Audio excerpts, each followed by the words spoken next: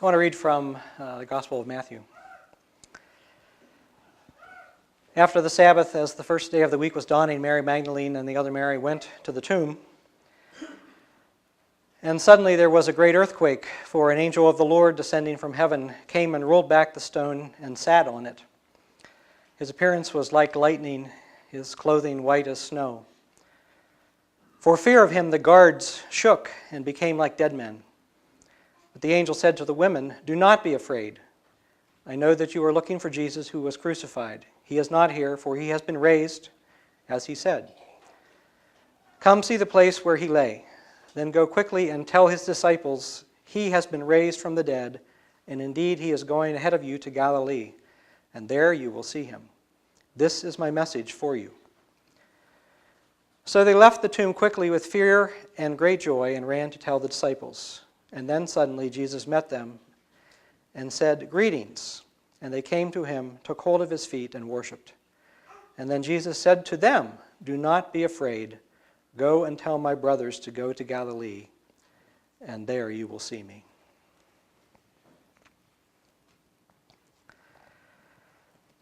Each of the so-called Easter morning stories from the different Gospels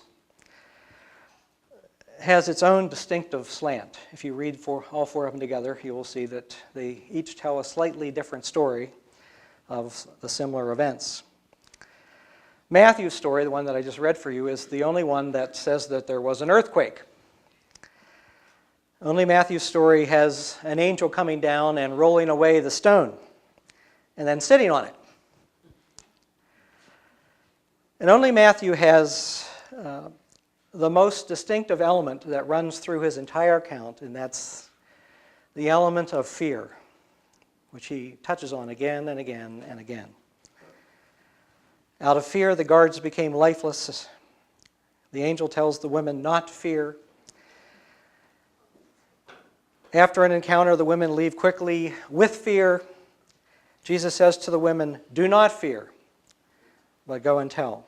4 occasions where Matthew says that the dominant emotion in this event is not joy, but fear. Why? Why the emphasis on fear? Well, I think because the fear was real.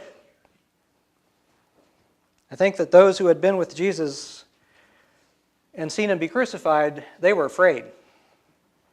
And all the Gospels talk about it, just not as much as Matthew. They ran. They all say the same thing. They ran when Jesus was arrested, out of fear for their lives. Peter, the Gospels say, when he was recognized as being one of the followers, denied it. Said, "I don't know that guy," out of fear. The women who came to the tomb, to find Jesus, to anoint his body, were afraid. The disciples, in another account, hid behind locked doors because they were afraid. They were afraid that the fate of Jesus might be their fate as well. They were right to be afraid. But the thing I find most interesting in this account is to realize that Matthew is writing about this account some 40 to 50 years after it happens, and he's still talking about fear. That's still, 40 to 50 years later, that's still the dominant message of this ending gospel story about the resurrection of Jesus, fear. Why? I suspect because there was still a lot of fear associated with being part of the Jesus movement. As I talked about recently in another message, one of the things we don't realize about this faith that we've been a part of, if we've been a part of it for a long time, it's 2,000 years old, which seems like a long time. But when it started, it was brand new. And when it moved from Galilee and Jerusalem into the Roman Empire, it was really brand new. Nothing like it before. And it wasn't sanctioned by the Romans. They thought it was some kind of a cult. And so they outlawed it. And as I talked about a couple weeks ago, just becoming a member of the Christian movement in that period of time in those early years caused division in families. People didn't want their family members to get involved in this wacky, weird, new faith. And so, even for the first few generations of the Christian movement, fear is a reality. To become a part of the movement, what it's causing in families, what it feels like in the empire, there's fear. And so Matthew is still addressing the fear. And this was the reality for the early followers of Jesus, whether they were the ones who were with him or the ones who came later. Death put an end to Jesus' life. But it was fear.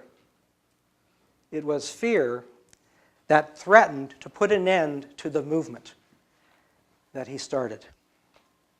Fear kills movements. Fear kills dreams. It isn't death that kills a dream. I mean, think about Jesus. Think about a more contemporary person like Martin Luther King Jr.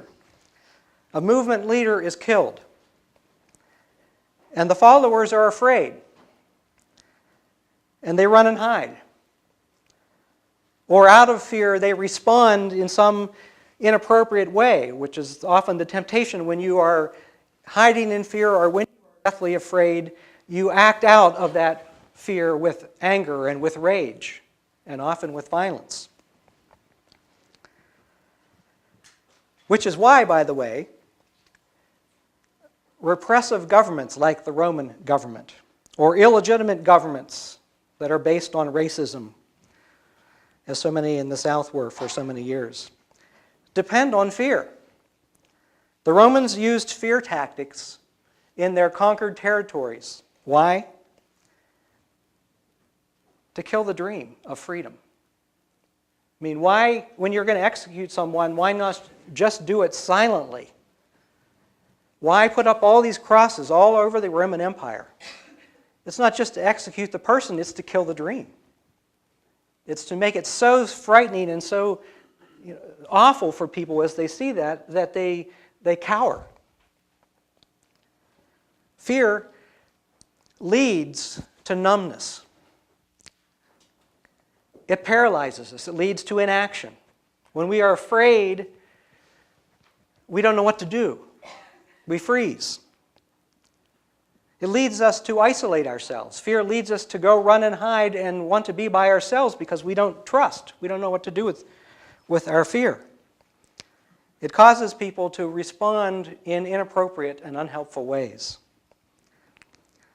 And I think this was a live issue in the aftermath of the Jesus movement and for a number of decades afterward, as that Jesus movement became a Christian movement and a new religion. But then, what about the resurrection? I mean, wasn't the resurrection of Jesus an answer to fear? How could you be afraid if the resurrection happened? Why, generations after the resurrection, are they still addressing this issue of fear? Well, if you want to know what I think about the resurrection of Jesus, and whether you do or not, I'm going to tell you.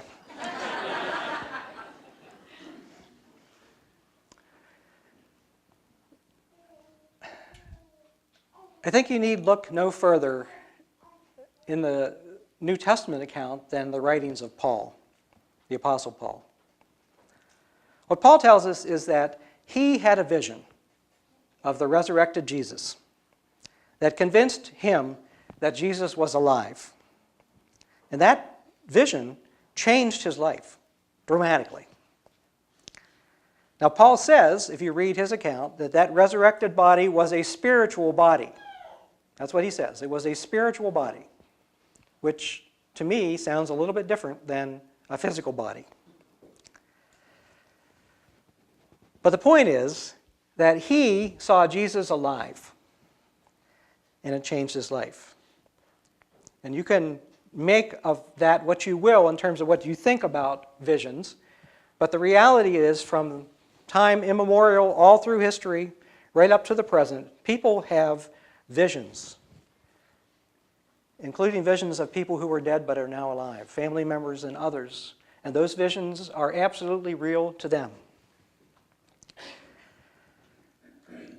And Paul had one of those visions. And I suspect that some of the other early followers of Jesus also had similar visions like that. And I think for those who had those visions of an alive Jesus, there was no doubt that God had vindicated Jesus and that the movement must continue. They knew. They didn't need to be convinced. That vision gave them the courage to go on, to move forward, and to go out and tell the story of Jesus. But it's very clear. If you read the gospel accounts, all of them, and if you read what Paul has to say as he's talking about the beginning of the Christian movement, and he's there at the beginning of the Christian movement, that for those who didn't have this vision, there was doubt and there was fear. Fear. Well, the antidote to fear is love. Now, I'm not talking about necessarily the feeling of love, the romantic feeling of love, but love in action. The antidote to fear is love that engages heart and mind and body in meaningful ways, in healing connections and action that makes a difference. If you read the sermons of Martin Luther King Jr., he talked about this all the time in his sermons, addressing the fear in the movement that was real as people got engaged in this movement and were afraid what it meant to go out there and to be engaged in civil disobedience. And he talked about fear as the root of white oppression.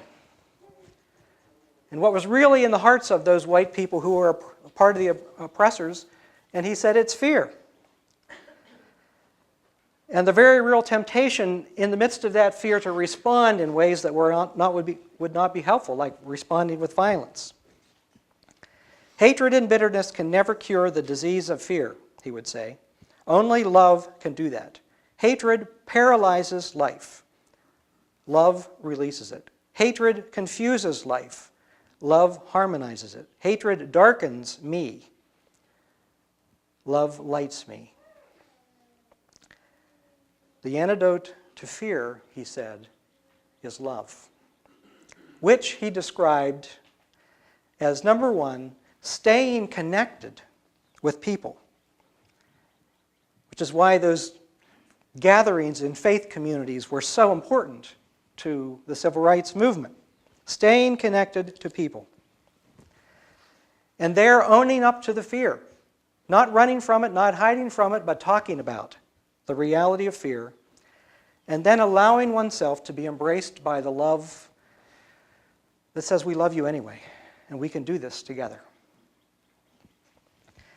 And then two, channeling that fear into a meaningful action, which for them was nonviolent resistance, which he would go on to say was an act of love toward the oppressors, who were themselves motivated by fear, to show them that we mean you no harm, we want justice.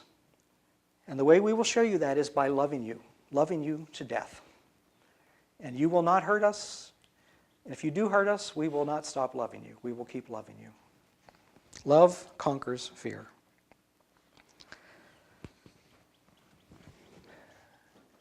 We don't really have a totally clear picture of what happened to those followers of Jesus when he died and after they fled the scene. It appears that some of them went back to their previous lives. And one of the things we know is that in the gospel accounts, they are all named. There's 12 of them, and as well as other followers who are named. But if you read the gospel accounts, and if you read Paul, you will discover that a lot of those names disappear. And so it's safe to assume that some of those names who were with Jesus, some of those people who were with Jesus, probably left in fear and never came back.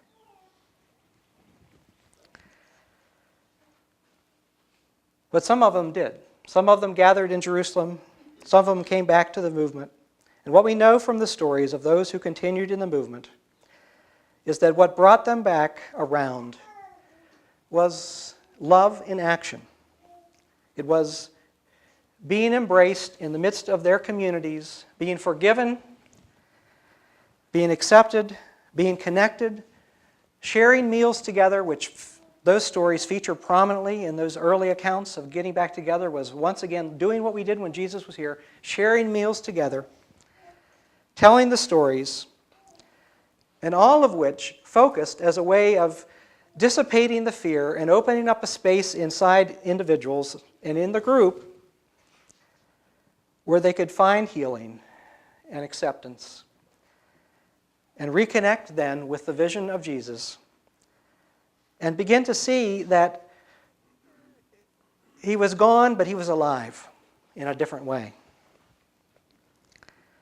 And this, I think, is pretty clear if you read those accounts, is why the Jesus movement did not die and why it continued. This is how the Christian movement grew in the Roman world, by practicing love in action, by going out and loving people in ways that people in their society had never seen before. And there's just many accounts written by Romans that tell the story of the way these Christians came along and began to love people, embrace people, accept people, take care of widows and orphans and everybody in ways that they had never seen before. It was that experience of love in action that brought people in and overcame what fears they might have had. And this is why I'm here. I never had a road to Damascus experience of Jesus appearing to me and saying, I'm alive. I never had it. I never had a born-again experience that so many others have had, that just absolutely, utterly convinced them and changed their life around. I'm actually with Janet's friends, who was telling her children's story, and who talked about her friends who are skeptics. Count me as one. Lifelong. But what I experienced growing up in Christian community was love in action. Love and acceptance in action. This shy, backward kid who found a place in that community that I grew up in and was accepted and loved. And this is how I knew and was able to say that, yes, I can believe that Jesus is alive. This is how I know that Jesus is alive. And this is what I believe. When we address the fear that cripples our lives, whether it's fear inside of us, whether it's fear in our society,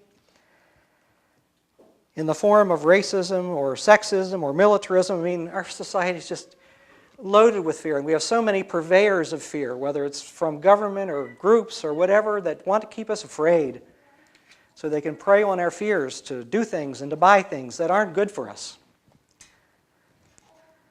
When we can address those fears by being people who embrace everyone who comes without question and offer forgiveness and acceptance and love, and then channel that fear into working for justice and nonviolent resistance to injustice and creating peace in our communities and whenever we can in our world, that's when we bring alive the vision of Jesus. And that's how we make him alive. And then we experience that he is, in fact, still present in our midst because we are living out the same vision that he had. And then we can say, with Christians all around the world, Christ is risen, he is risen indeed. Can you say that with me? Christ is risen, he is risen indeed.